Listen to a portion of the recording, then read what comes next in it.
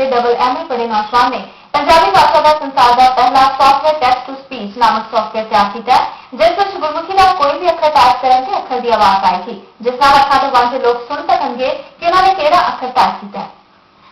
ਜਿਹੜੇ ਕਿ ਕਲਰਕ ਹੈਗੇ ਭਾਸ਼ਾ ਡਿਪਾਰਟਮੈਂਟ ਦੇ ਵਿੱਚ ਉਹਨਾਂ ਵੱਲੋਂ ਇੱਕ ਬੜਾ ਅਲੱਗ ਹਟ ਕੇ ਕੰਮ ਕੀਤਾ ਗਿਆ। ਸੰਸਾਰ ਦਾ ਪਹਿਲਾ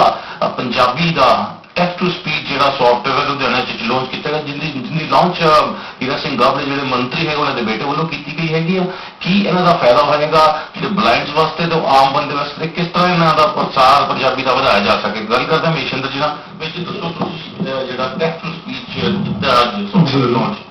ਕਿਹਦਾ ਇਹਦਾ ਫਾਇਦਾ ਕਿਹਨੂੰ ਹੋਏਗਾ ਔਰ ਕਿਸ ਤਰ੍ਹਾਂ ਤੁਹਾਡੇ ਦਿਮਾਗ 'ਚ ਆਇਆ? ਫਾਇਦਾ ਮੇਨ ਫਾਇਦਾ ਬਲਾਈਂਡ ਯੂਜ਼ਰਸ ਲਈ ਹੈ, ਕਿਉਂਕਿ ਇੰਗਲਿਸ਼ ਦੇ ਵਿੱਚ ਅਵੇਲੇਬਲ ਸੀ ਤਾਂ ਕੰਮ ਕੀਤਾ ਜਾਂਦਾ ਸੀ, ਬਟ ਪੰਜਾਬੀ ਦੇ ਵਿੱਚ ਆ ਕੇ ਅਸਹਾਇ ਜਿਹਾ ਮਹਿਸੂਸ ਹੁੰਦਾ ਸੀ ਕਿ ਨਾ ਜੋ ਵੀ ਲਿਖਿਆ ਹੈ ਉਸਨੂੰ ਪੜ੍ਹਿਆ ਨਹੀਂ ਜਾ ਸਕਦਾ। ਤਾਂ ਇਸ ਕਰਕੇ ਮੈंने ਕੰਪਨੀ ਨਾਲ ਗੱਲ ਕਰੀ ਪਰ ਕੋਈ ਰਿਸਪੌਂਸ ਨਹੀਂ ਮਿਲਿਆ, ਤਾਂ ਕੋਸ਼ਿਸ਼ ਕੀਤੀ ਕਿ ਖੁਦ ਹੀ ਤਿਆਰ ਕਰਾਂ ਤਾਂ ਕਿ ਮੇਰੇ ਲਈ ਵੀ ਕੰਮ ਆ ਸਕੇ ਤੇ ਹੋਰਾਂ ਲਈ ਵੀ ਕੰਮ ਆ ਸਕੇ। ਜੋ ਵੀ ਲਿਖਿਆ ਜਾਏਗਾ ਪੰਜਾਬੀ ਗੁਰਮੁਖੀ ਲਿਪੀ ਦੇ ਉੱਪਰ ਬੇਸਡ ਹੈ, ਗੁਰਮੁਖੀ ਲਿਪੀ ਦਾ ਕੋਈ ਵੀ ਕਰੈਕਟਰ ਲਿਖਿਆ ਜਾਏਗਾ ਤੇ ਉਸਨੂੰ ਬੋਲੇਗਾ, ਤੇ ਜਦੋਂ ਇਕੱਠਾ ਲਿਖ ਕੇ ਕਰੈਕਟਰ ਬਣ ਜਾਏਗਾ ਤਾਂ ਉਸਨੂੰ ਸ਼ਬਦ ਦੇ ਤੌਰ ਤੇ ਜਾਂ ਲਾਈਨਾਂ ਦੇ ਤੌਰ ਤੇ ਜਾਂ ਪੈਰਾਗ੍ਰਾਫ ਦੇ ਤੌਰ ਤੇ ਉਸਨੂੰ ਪੜ੍ਹਾਇਆ ਜਾ ਸਕੇਗਾ।